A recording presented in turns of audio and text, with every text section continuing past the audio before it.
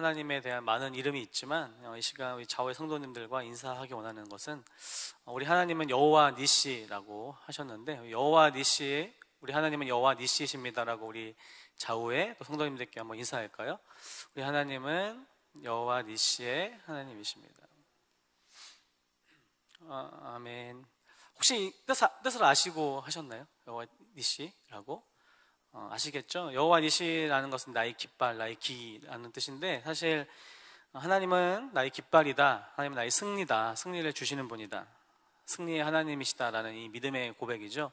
출애굽기 17장에 보면 모세가 르비딤에서 아말렉과 전쟁하는 장면이 나옵니다. 그런데 모세가 이렇게 손을 들면 이스라엘 백성이 이기고 손이 좀 내려오면 반대로 아말렉이 이기고 하는 장면이 나오는데, 그러니까 모세의 팔이 이렇게 피곤해서 자꾸 떨어지는 거죠. 그러다 보니까 이 아론과 훌이 양 옆에서 이걸 보고 모세를 이렇게 돌에 앉히고 자신들이 옆에서 이렇게 그 팔을 들었었던 그 장면.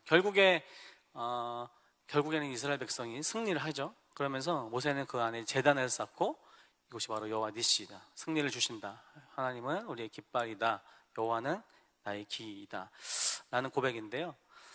수요일 저녁 또 이 시간 기도의 자리에 오신 우리 성도님들께서는 오늘 하루 또 주어진 삶의 자리에서 또 일터와 가정에서 또 어떻게 치열하게 삶을 사시다가 이 자리에 오셨는지 잘 모르겠지만 참 우리의 인생이 때로는 이 전쟁이다라는 얘기를 하지 않습니까? 비유로 전쟁이다, 인생이 전쟁이다라고도 하는 것 같습니다. 육아 전쟁이다, 입시 전쟁이다, 취업 전쟁이다, 출근 전쟁이다. 참 좀 힘든 일 보면 비유적으로 참 전쟁이라는 말을 많이 붙이는데 그만큼 살아가는 게 만만치 않고 힘들어서 그렇겠죠. 또 고되고 치열하기 때문일 것입니다. 근데 성경에서는 사실 우리에게 또 전쟁이라는 얘기를 하시죠. 우리가 이 세상 사는 것이요, 궁극적인 전쟁 중에 있다는 겁니다. 어떤 전쟁입니까? 어떤 전쟁인가요? 영적 전쟁이라. 에베소서 6장 12절 말씀 같이 한번 읽어볼까요? PPT 넘겨주시면 한번 같이 읽어보겠습니다. 시작. 우리의 씨름은 혈과 육을 상대하는 것이 아니요 통치자들과 권세들과 이 어둠의 세상 주관자들과 하늘에 있는 악의 영들을 상대함이라. 아멘. 우리의 살아가는 이 삶이 이렇게 힘들고, 그죠? 취업도 힘들고, 살아가는 것도 힘들고, 준비하는 것도 힘들고, 다 힘들고 전쟁 같지만 결국에는 영적인 이 싸움 가운데 있다라는 것을 얘기합니다. 그러면서 에베소서에서는 바울이 하나님의 전신갑주를 입으라라고 얘기하죠. 구원의 투구와 의의 흉배, 또 진리의 허리띠를 띠고, 또 평안의 복음의 신을 신고 믿음의 방패와 말씀의 검, 성령의 검을 들고 들어야 된다. 영적인 싸움에서는 그런 전신갑주를 입으라 하면서 그 다음에 나와 있는 게 여기서 끝난 게 아니라 다음 말씀인데 한번 같이 읽어볼까요? 시작. 모든 기도와 간구를 하되 항상 성령 안에서 기도하고 이를 위하여 깨어 구하기를 항상 힘쓰며 여러 성도를 위하여 구하라. 아멘. 그러니까 우리가 이 영적인 싸움에서 전신갑주를 입고 그냥 가만히 있어야 되는 게 아니라 싸워야 될 텐데 그것을 위한 동력이 뭐죠? 기도와 간구를 하라는 것이죠. 성령 안에서 깨어서 또 나만이 아니라 성도를 위해서 구하라라고 얘기합니다. 이 시간 수요 기도회 가운데 삶의 전쟁 가운데 또 살다가 오시는 성도님들, 이 시간에 우리 기도의 자리가 그런 자리가 되길 소원합니다. 또 그런 자리가 되길 하나님께서 그는 은혜 내려주실 줄 믿습니다. 오늘 우리가 함께 읽은 시편을 좀 보면 표제어에서는요, 저자가 다윗이라고 나와 있고 또 인도자를 따라 부르는 노래라고 나와 있습니다. 이 시편이요, 예배 의식에 관련돼서 찬양 인도자가 불렀던 작품일 수도 있고요, 성전에서 레위인들로 구성된 성가대원들이 또 성가대 지휘자의 그 지휘에 맞춰서 성가대 전체가 부르는 찬양일 수도 있고, 또한 백성들과 함께 다 모여서 화답하면서 불렀을 수도 있는데, 그렇다면 궁금한 게 이거죠. 언제 누가 이 시를 불렀을까라는 겁니다. 이 시편이 정확하게 언제 어떤 경우에 사용되었는지는 정확하게 명확하게 말하진 않지만 학자마다 다른 의견들이 있는데, 어떤 학자들은요, 이 시가 왕의 즉위, 그러니까 왕이 대관식 때 쓰였다, 또는 신년의 축하 때 사용되기도 했다라고 보기도 하는데, 그것보다는 더 싸움이나 전투를 위해서 전쟁 가운데 왕이 출발하기 전에 드린 예배에 사용되었다라고 하는 또 의견이 있습니다. 당시 고대 사회는 왕이 직접 전쟁에 나가서 전쟁에 참여해서 선봉해서 싸워야 했습니다. 다윗이 어느 왕보다 영토를 넓혔고 또 부강한 나라를 만들었는데 그것은 곧 수많은 전쟁에서 승리했다는 것을 의미합니다. 그럼 다윗이 하나님께서 임재하시는 성전을 만들겠다, 건축하고 싶어서 그렇게 했지만 하나님께서는 뭐라고 하셨습니까?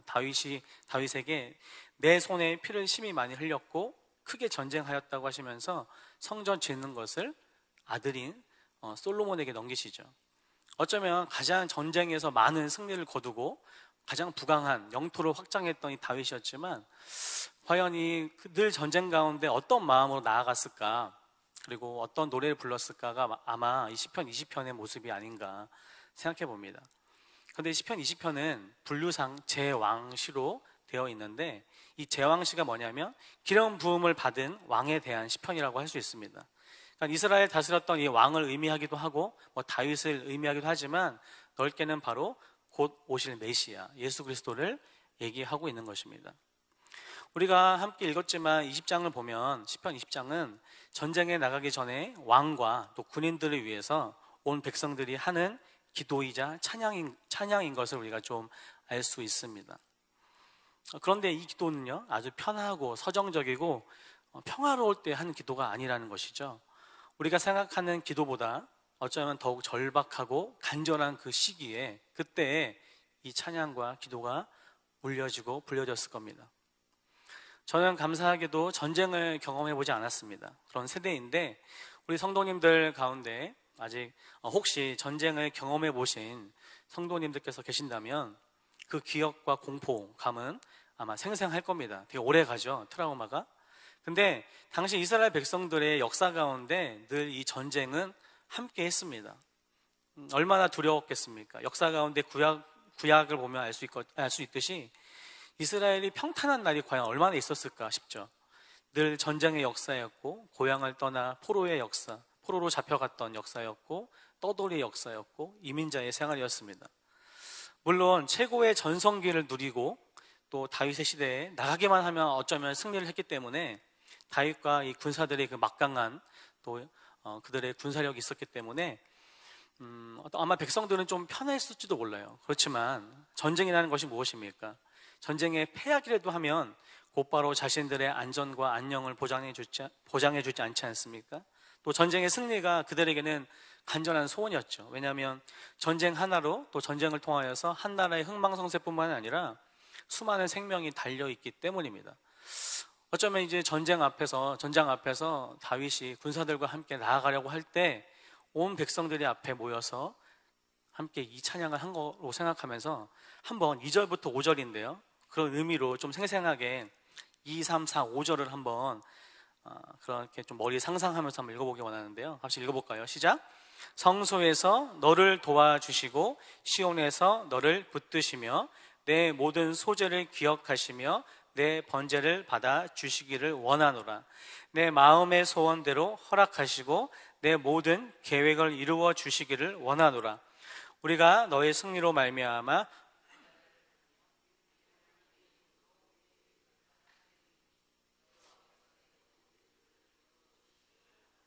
아멘. 좀 와 닿으시나요? 이 부분이? 우리가 읽는 이 개역개정 성경에서는요 너라고 나와 있는데 사실 새 번역이나 공동 번역 이런 좀 다른 번역에서는요 이해하기 쉽게 왕 또 임금이라고 되어 있습니다. 그러니까 너라고 하는 것보다 그 전장에 나갈 임금, 왕, 다윗을 얘기하는데요. 1절에 보니까 우리가 읽었던 1절에 보니까 환난 날에 여호와께서 내게 응답하시고 야곱의 이름이 너를 높이 드시며 라고 시작합니다. 환난의 날이 무엇입니까? 전쟁의 날인 것이죠. 하나님께서는 늘 우리와 동행하십니다. 하지만 더욱더 이 환난 때에 우리를 도우시는 분이 계신데 그분이 바로 우리 하나님이시라는 것이죠. 우리의 힘으로는 어찌할 수 없을 때 우리를 도우시는 분이 계시다는 것, 그리고 그분이 전지전능한 하나님이시라는 것, 어떠한 불가능이 없으신 분이 우리와 함께 하신다는 게 얼마나 큰 은혜이고 복인지 모르겠습니다. 그 하나님께 이 찬양과 기도를 드리는데 2절에 보니까 성소에서 그 하나님께서 너를 도와주시겠다, 시온에서 너를 붙드신다 라고 나와 있습니다. 구약에서는 하나님께서 임재하신 곳이 장소적인 개념이었습니다. 성소나 성막이나 성전이나 또 성전이 있었던 시온산이나 예루살렘이나 등등등 하나님의 그 임재 장소의 개념이었는데, 만약에 아마도 오늘날 아직까지 예수님께서 안 오셨다면 오늘 우리가 일생의 목표를 성지순례로 아마 삼아야 될 겁니다. 어떻게든 그 하나님 임재하신 그 이스라엘에 가서 그 성전에 가야 되는 게 우리의 일생의 목표겠지만, 정말 다행히도 예수님께서 오셨지 않습니까? 예수님께서 오시면서 이런 모든 경계를 허무시는 것이죠. 완성하시고 성령님께서 이제 우리와 내주하시면서, 그리고 임마누엘로 우리 함께 하신다는 겁니다. 굳이 어느 곳에 장소에 제한되시지 않는다는 거죠. 그러니까 우리 하나님은 늘 우리와 함께 하십니다. 우리가 교회 중심적인 삶을 살고 사실 교회에 모이기를 힘써야 되는 것은 맞지만, 교회가 교회만이 하나님이 계신 곳이 아니라 우리가 살아가는 모든 삶의 현장이 하나님이 계신 곳이라는 것을 우리가 잊지 않아야 합니다. 다윗이 제사, 곧 예배하면서 하나님께 드렸던 이 소제와 번제를 기억해 달라고 다윗이 얘기하는 게 아니라 백성들이 얘기를 하고 있습니다. 오늘날로 말하면 하나님께 드렸던 그 모든 예배와 헌신과 봉사, 또 섬김과 물질, 시간 등을 하나님께 드렸던 것을 좀 기억해 주십시오라고 이렇게 얘기하고 있는 것인데요. 5절의 말씀에 우리에게 힘을 주는 말씀인데, 우리 다시 한번 5절 말씀 한번 읽어볼까요? 시작. 우리가 너희 승리로 말미암아 계가를 부르며 우리 하나님의 이름으로 우리의 깃발을 세우리니 여호와께서 내 모든 기도를 이루어 주시기를 원하노라. 아멘. 아직 전쟁에 나가기 전인데 이미 승리를 얘기하고 있죠. 우리가 이 다윗의 승리로 인해서, 이스라엘의 승리로 인해서 우리가 계가를 부를 것이다. 하나님의 이름으로 우리의 승리의 깃발을 세울 것이다. 하나님께서 내 기도를 다 이루어 주시길 원하노라 라고 얘기하고 있습니다.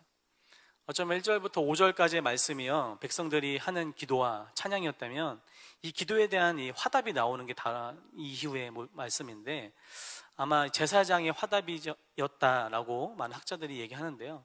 제가 한번 읽어볼까요? 6절에 이렇게 나와 있습니다. 여호와께서, 그 기도를 들으신 여호와께서 자에게 기름 부음 받은 자를 구원하시는 줄 이제 내가 아노니 그의 오른손에 구하는 힘으로 그의 거룩한 하늘에서 그에게 응답하시리로다. 아멘. 사람들은 7절을 한번 같이 읽어보겠습니다. 시작. 어떤 사람은 병거, 어떤 사람은 말을 의지하나 우리는 여호와 우리 하나님의 이름을 자랑하리로다. 아멘. 어떤 사람들은 병거나 혹은 말을, 그죠?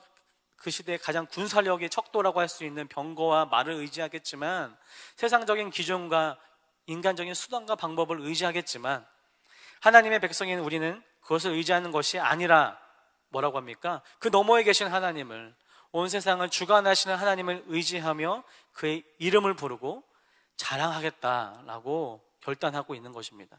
결국에 모든 전쟁은 하나님께 속한 것을 그들이 고백하고 믿음으로 얘기하고 있는 것이죠.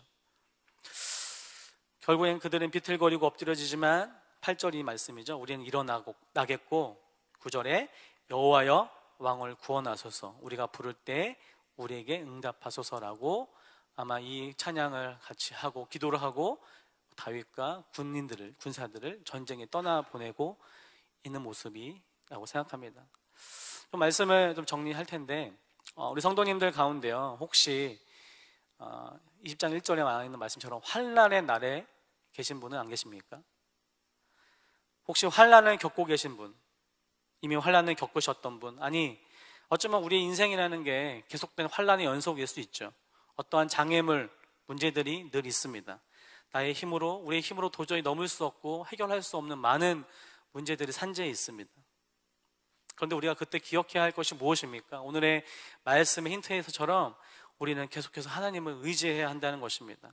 하나님은 온 세상의 통치자뿐만 아니라 우리의 왕이시라는 것, 그리고 그 하나님께서 자기 백성을 보호하시고 환난 날에 우리를 구원하신다라고 말씀하고 있는 것입니다. 그런데 우리가 항상 기억해야 될 것이 있습니다. 그것이 뭐냐면, 세상의 사람들과 같이, 어떤 사람들과처럼 세상의 수단과 방법을 의지하는 것이 아니라 오직 하나님의 이름을 부르며 기도하며 승리를 주시는 그 예수님을 믿고 자랑하는 것, 그 이름을 드높이는 것, 그리고 이미 이기신 싸움을 우리는 그 깃발을 보고 나아가는 것이라고 우리에게 말씀하십니다. 비록 이것은 다윗이 전쟁에 나갈 때 불렀던 노래일 수 있지만요, 결국에 우리의 왕이신 예수님께서 우리를 위해서 싸우고 계십니다. 믿으십니까?